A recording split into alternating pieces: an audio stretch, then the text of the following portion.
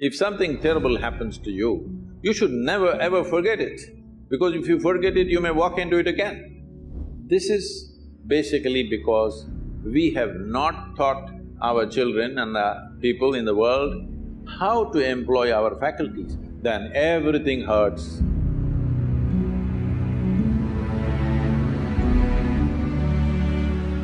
My next question to you, Sadhguru, is when something bad happens to somebody and we know that it's always on their conscience, they're thinking about it a lot of times, but eventually there comes a point where they are ready to let it go.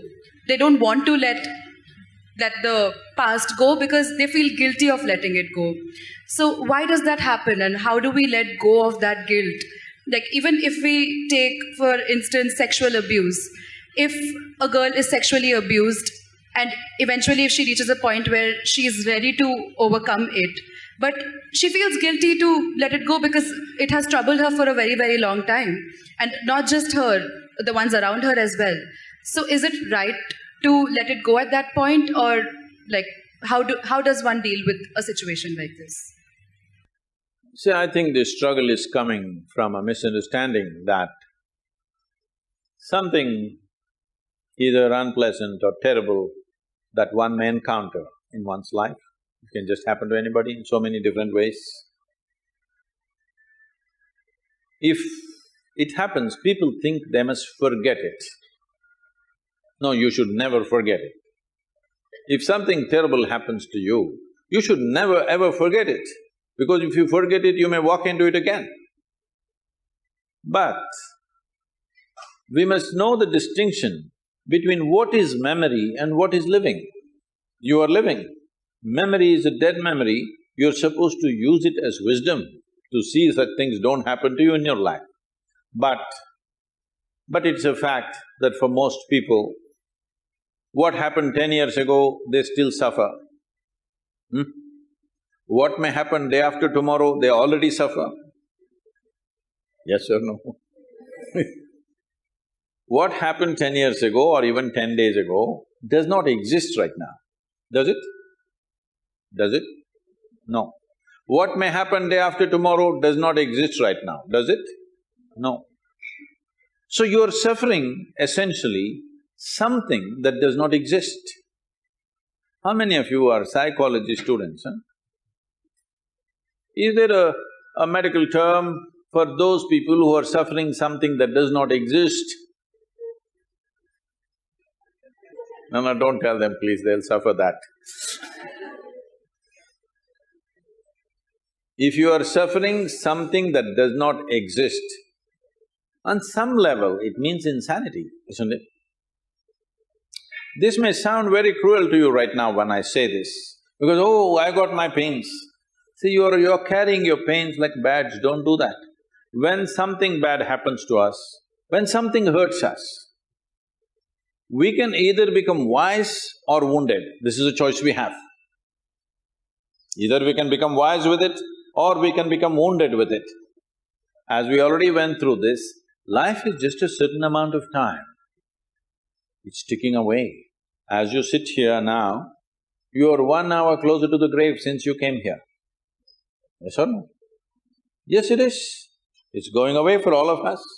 So in this, where is the time to carry every experience like a wound? No.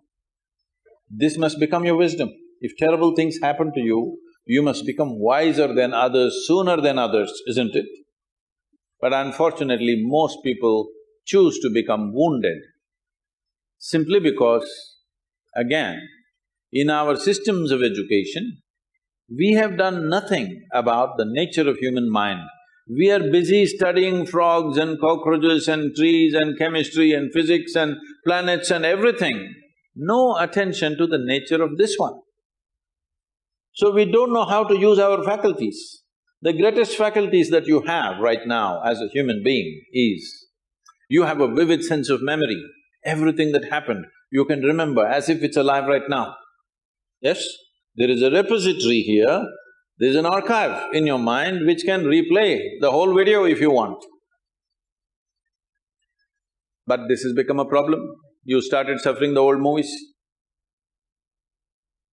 And there is a fantastic sense of imagination, so you already suffer a tomorrow which is yet to come.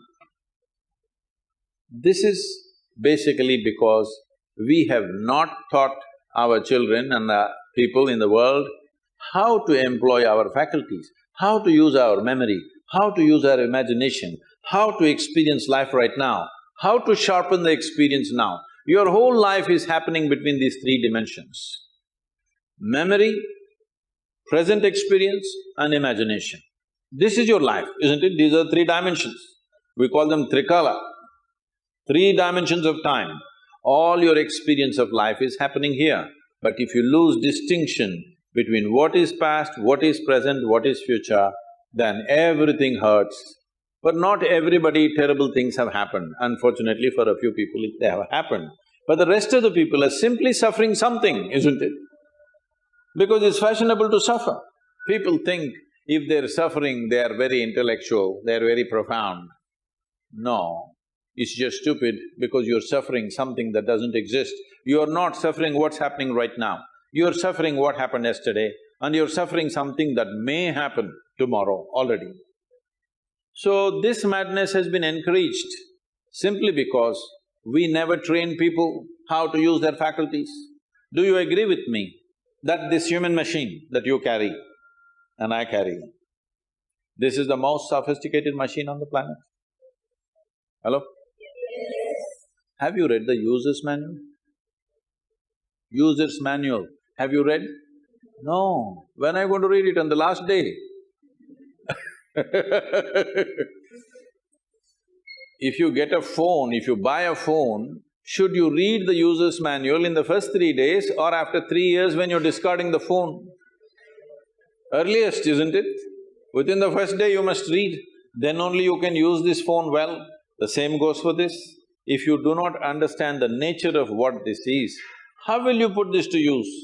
It is consuming you, your own intelligence is consuming you. You can call it stress, anxiety, pain, suffering, whatever.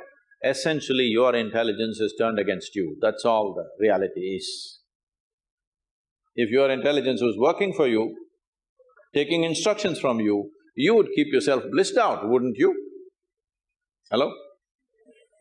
Your intelligence is turned against you. Why has your intelligence turned against you? That's what you need to look at, not about carrying these things that have happened which should not have happened as badges in our life. This may get a lot of women against me.